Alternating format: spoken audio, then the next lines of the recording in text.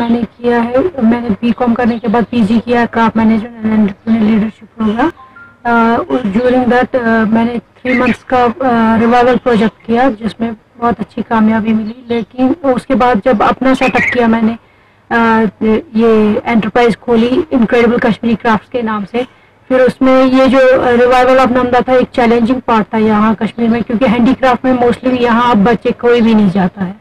تو handy craft ایک ایسا اب جو بیک بون تھا کبھی، آج وہ ایک ایسا سیکٹر بن گیا ہے، ڈیڈ سیکٹر بن گیا ہے. کیونکہ کوئی اس کو سوچتے ہیں کہ مردہ اٹھانا آسان ہے لیکن ہینڈی کرافٹ کو چلانا بہت مشکل ہے. لیکن میں نے ایک ایز اے چیلنجنگ پارٹ اس کو لیا، ریوائول آف نمدہ، جو یہاں پہ ڈائنگ آرٹ تھا. تو اس حوالے کیونکہ میں نے ڈیورنگ مائی اسٹڈیز میں نے اس میں فیلڈ وزٹس کیے تھے آرٹیزنس کے گھروں میں.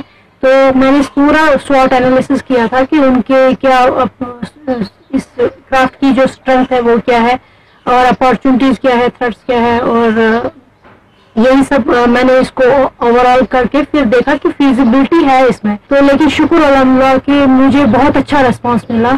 اور یہ کہ دنیا مجھے صرف نیشنل لیول پہ ہی نہیں انٹرنیشنل لیول پہ بھی اس کی بہت سراہنا ملی، جس کا یہ ہے کہ آج میرا جو انکریڈیبل کشمیری کرافٹ کے جو بھی سنتا ہے وہ کہتا ہے واقعی میں اس کے پروڈکٹ جو ہے وہ انکریڈیبل ہے. تو جو آرٹیزنس ہیں وہ بھی ولنگ ہو گئے اور بھی ایڈ ہو رہے ہیں دن بہ دن اس کام میں، کیونکہ ان کو ویجز اچھی ملتی ہے. تو ایکسپلائٹیشن سے آرٹیزن بھی بچا اور ڈائنگ آرٹ جو تھا وہ ریوائو پھر سے ہوا اور اس کو ایک نئی زندگی ملی اور نیا مارکیٹ ہم نے اس کے لیے پھر سے وہ مارکیٹ ڈیولپ کیا جو کبھی ہوا کرتا تھا. جو ہماری آج کی جنریشن ہے ان کو یہ بھی مطلب ایک اور راستہ ملا کہ نہیں، اپارچونیٹیز ہینڈی کرافٹ میں بہت ہے، صرف یہ ہے کہ انیشیٹو لینے کی ضرورت ہے. اس میں میں نے اتنا سب کچھ کیا ہے کیونکہ جتنا میرے سے ہو سکتا تھا میں نے اتنا کیا. میں نے اس کو ایک اچھی نئی امیج دے دی اور اس کو اتنا خوبصورت بنایا کہ واقعی میں میرا جو انکریڈیبل نام ہے وہ انکریڈیبل ہی سب کہتے ہیں کہ واقعی میں انکریڈیبل ہے. تو اس کے بعد اب جو میں آگے بڑھنے کے لیے مجھے گورنمنٹ سپورٹ چاہیے تھا وہ مل نہیں پا رہا ہے.